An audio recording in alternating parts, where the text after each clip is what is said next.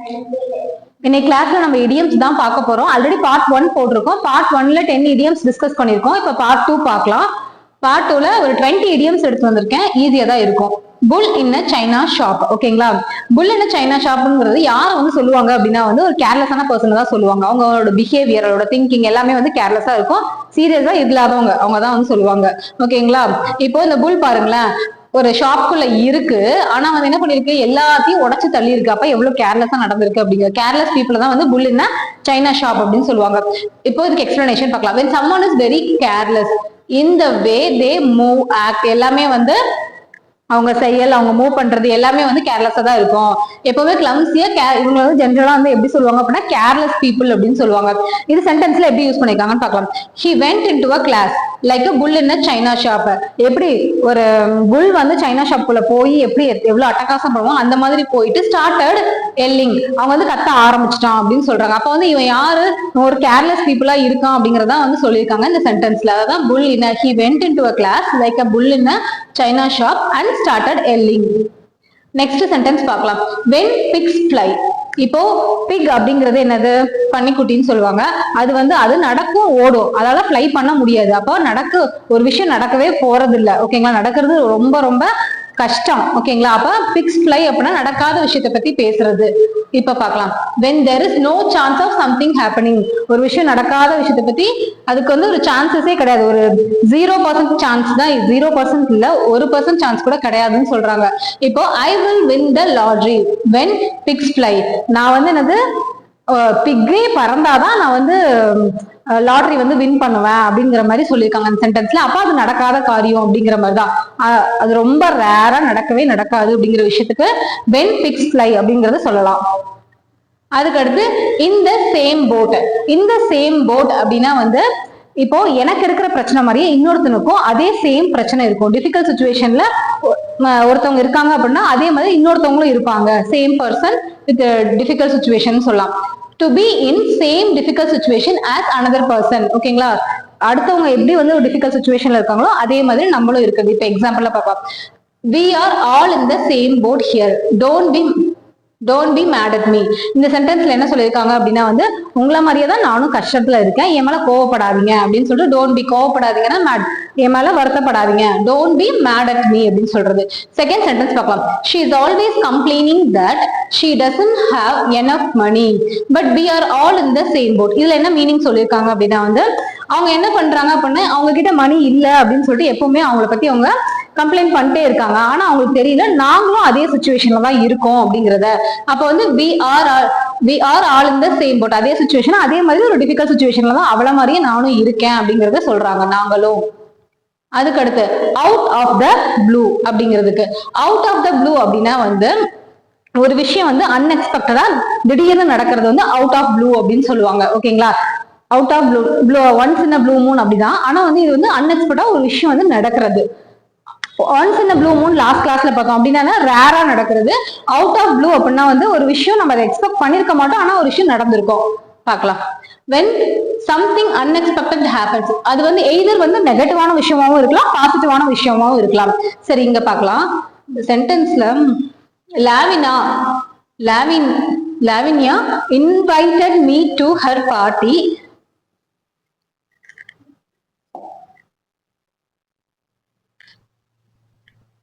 இது அதே சென்டென்ஸ் தான், இது வராது. invited me to her party, it was out of blue because I thought she didn't like me. அதாவது லவன்யா அப்படிங்கிறவங்க வந்து என்னது, அவங்களோட பார்ட்டிக்கு இன்வைட் பண்ணிருக்காங்க. ஆனா அவர் என்ன நினைச்சிருக்காரு, அவங்களுக்கு நம்மள பிடிக்காது, அதனால நம்மள இன்வைட் பண்ண மாட்டாங்கன்னு நினைச்சிருக்காரு. ஆனா அன்எக்ஸ்பெக்டடா வந்து இன்வைட் பண்ணிருக்காங்க. அதான் வந்து அவுட் ஆஃப் ப்ளூ அப்படின்னு சொல்லிட்டு சென்டென்ஸ்ல சொல்லியிருக்காங்க.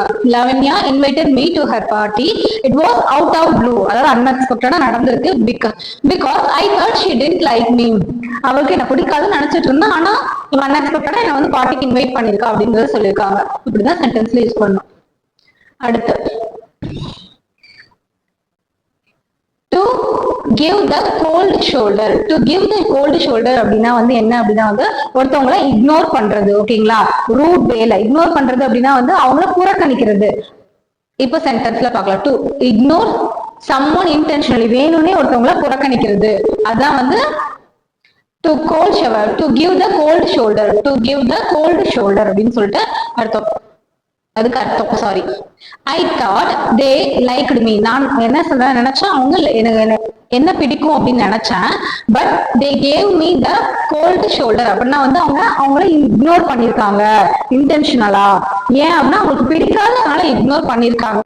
ஓகேங்களா. I thought they liked me but they gave me the cold shoulder. Cold ஷோல்டர்னா வேணும்னே இக்னோர் பண்றது, அவங்கள புறக்கணிக்கிறது. அதுக்கடுத்து 6th sentence. To have cold feet இல்லைன்னா டு கெட் கோல்ட் ஃபீட். ஓகேங்களா. டு கெட் கோல்ட் ஃபீட் அப்படின்னா ஒரு விஷயம் வந்து ஸ்டார்ட் பண்றதுக்கு ரொம்ப பயப்படுறது. அவங்களுக்கு வந்து அந்த விஷயம் செஞ்சிருப்பாங்க ஆனா வந்து ஸ்டார்ட் பண்றதுக்கு பயப்படுறது. To scared or nervous to do something, ஏதோ ஒரு விஷயத்த செய்யறதுக்கு ரொம்ப வந்து பயப்படுறது. அதுக்குன்னு பிளான்ஸ் எல்லாம் போட்டிருப்பாங்க ஆனா அதை இனிஷியேட் பண்றதுக்கு ரொம்ப பயப்படுறதா வந்து டு ஹேவ் கோல்ட் ஃபீட். இப்போ வந்து ஒரு 1000 மெம்பர்ஸ்க்கு முன்னாடி ஒருத்தவங்க ஃபர்ஸ்ட் டைம் வந்து பெர்ஃபார்ம் பண்றாங்க அப்படின்னா வந்து அந்த டைம்ல அவங்களுக்கு வந்து ரொம்ப கோல்ட் ஃபீட்டா இருக்கு அப்படின்னு சொல்லிட்டு சொல்லுவாங்க. அதுதான். டு பிகம் டூ ஃப்ரைட்டன்ட், ஃப்ரைட்டன்னா ரொம்ப பயப்படுறது. To do something you have planned, already plan பண்ணி வச்சிருப்போம் ஆனா அது வந்து ஸ்டார்ட் பண்றதுக்கு ரொம்ப பயப்படுறது. I wanted to sky dive but I got cold feet. அதாவது நான் ஸ்கை டைவ்னா என்னது, மேல மரமா இவ்வளவு பெரிய ஹைட்ல இருந்து கீழே வந்து டைவ் பண்ணுவாங்க பேராஷூட் எல்லாம் போட்டுட்டு. அதான் I wanted to sky dive but I got, எனக்கு வந்து ரொம்ப பயமா இருக்கு அது ஸ்டார்ட் பண்றதுக்கு. அதான் I wanted to sky dive but I got cold feet. அந்த இடத்துல நிற்கும் போது எனக்கு ரொம்ப பயம் வந்துருச்சு அப்படின்னு சொல்லுவாங்க. அதுக்கு அடுத்து to pull someone's leg. To pull someone's leg அப்படின்னா வந்து ஒரு விஷயம் வந்து பொய்யா இருந்தாலும் அது உண்மைன்னு சொல்லி நம்ப வைக்கிறது. ஃபார் எக்ஸாம்பிள் வந்து ஒரு குழந்தை வந்து என்ன பண்ணுது அப்படின்னா வந்து அப்ப நான் கீழே விழுந்துட்டேன் அப்படின்னு சொல்லுது. அப்புறம் வந்து அச்சோ குட்டி நீ விழுந்துட்டியா அப்படின்னு சொல்லுவோம். உடனே வந்துட்டு இல்ல நான் பொய் சொன்னேன்னு சொல்றேன். அதுதான் வந்து டு புல் சம்ஒன்ஸ் லெக் அப்படிங்கிறது.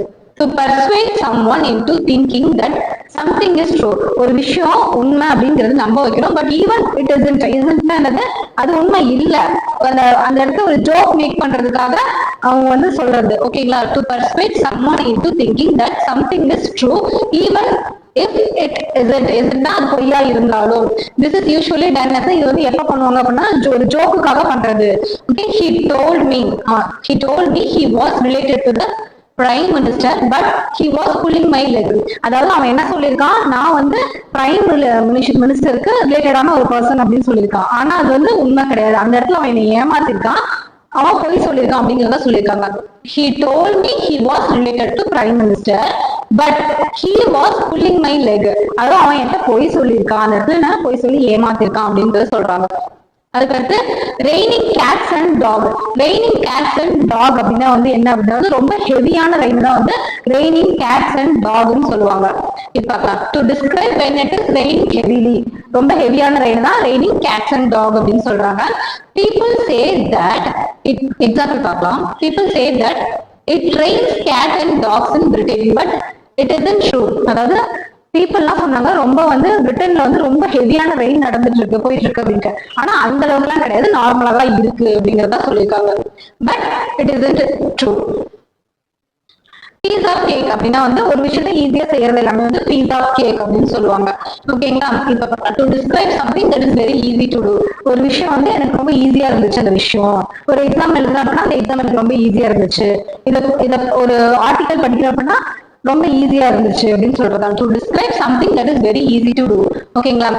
That math test was a piece of cake. அப்ப அந்த டெஸ்ட் வந்து அவனுக்கு ரொம்ப ஈஸியா இருந்திருக்கு, அதான் வந்து பீஸ் ஆஃப் கேக் அப்படின்னு சொல்லிட்டு சொல்லியிருக்காங்க. அதுக்கடுத்து crocodile tear, அதாவது அவங்களுக்கு உண்மையாலுமே அவங்க சேடா இல்ல, அவங்களுக்கு அழுக வரல, இருந்தாலும் வந்து அந்த சுச்சுவேஷன்ல வேணும்னு சொல்லிட்டு ஏதாவது ஒரு விஷயத்த வேணும்ன்றதுக்காக அழுகிறதா வந்து crocodile tear அப்படின்னு சொல்லுவாங்க. crocodile. To describe fake tears. Fake tears describe பண்றதுதான் வந்து crocodile tears சொன்னா. You cry when you are not sad.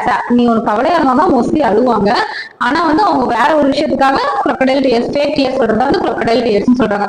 Hectare always pretended to cry when his parents said he could not have sweets. அதாவது எப்ப வந்து அவன் hectare அப்படிங்கிறவங்க வந்து அழுவாங்களாம், அவங்க அப்பா வந்து ஸ்வீட் அப்பா இல்ல அவங்க பெற்றோர்கள் வந்து ஸ்வீட் கொடுக்கல அப்படின்னு சொன்னாங்க அப்படின்னா உடனே வந்து அவங்களுக்கு அழுகாச்சு வந்துரும் அப்படின்னு சொல்றாங்க. I hated his crocodile. அவன் வந்து உண்மையாலுமே சேட் ஆகி அழுகல, அந்த ஸ்வீட் வேணுங்கிறதுக்காக அவன் வந்து பொய்யா அழுகுறான் அப்படிங்கிறான். I hated his crocodile tears. அவனோட பொய்யான அழுகை எனக்கு பிடிக்கல அப்படிங்கிறது சென்டென்ஸ்ல சொல்லியிருக்காங்க. அதுக்கடுத்து ஏர்லி பேர்ட். ஏர்லி பேர்ட்னா என்னது? சீக்கிரமா ஒரு விஷயத்த ஸ்டார்ட் பண்ணி சீக்கிரமா முடிக்கிறது. ஓகேங்களா?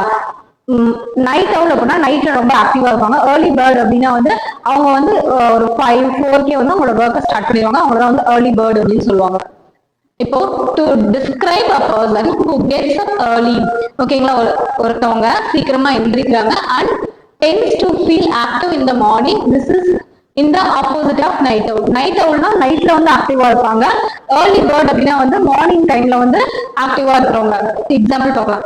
மை மாம், மம்மனாலும் மாமனாலும் ஒண்ணுதான். My mom always gets up at 5 AM to go to work.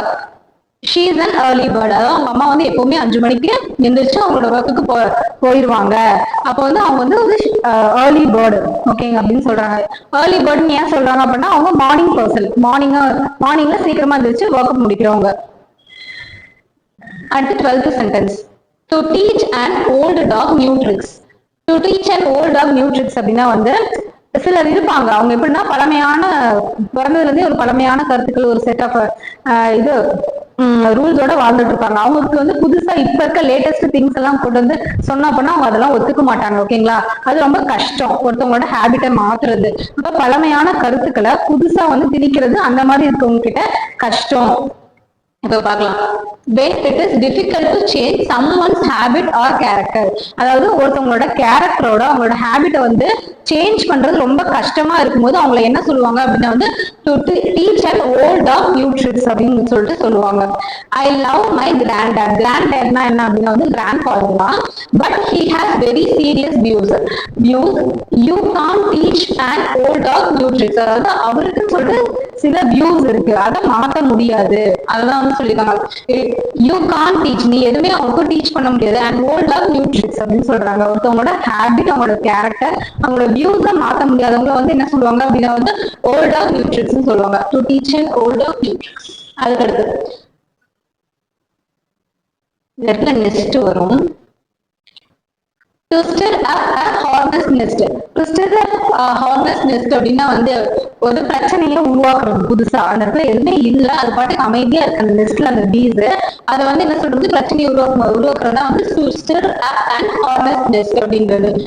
To cause controversy. Controversy அப்படின்னு என்னது, பிரச்சனை, சர்ச்சையை வந்து உருவாக்குறது. This is not usually good things to do. அது வந்து ஒரு நல்ல விஷயம் இல்லை அப்படின்னு சொல்லிட்டு சொல்லியிருக்காங்க. இப்போ எக்ஸாம்பிள் பார்க்கலாம். ரொனால்ட் அப்படிங்கிற வந்து always likes to stir up a hornet's nest அப்படின்னு சொல்லிட்டு சொல்லியிருக்காங்க. அதாவது அவர் வந்து எப்பவுமே ஒரு பிரச்சனையை உருவாக்குற பர்சன் அப்படிங்கிறாங்க. ஆல்வேஸ் லைக்ஸ் டு, அவருக்கு வந்து அது ஒரு பிடிச்சமான விஷயம். Ronald always likes to stir up a hornet's nest. அடுத்து 14th. A different kettle of fish அப்படின்னா ஒரு விஷயம் வந்து புதுசா என்டையரா டிஃப்ரெண்டா இருக்குது. அவங்களுக்கு அந்த விஷயம் வந்து அப்பதான் புதுசா இருக்கு. அதை வந்து என்ன சொல்லுவாங்க அப்படின்னா வந்து a different kettle of fish அப்படின்னு சொல்லுவாங்க.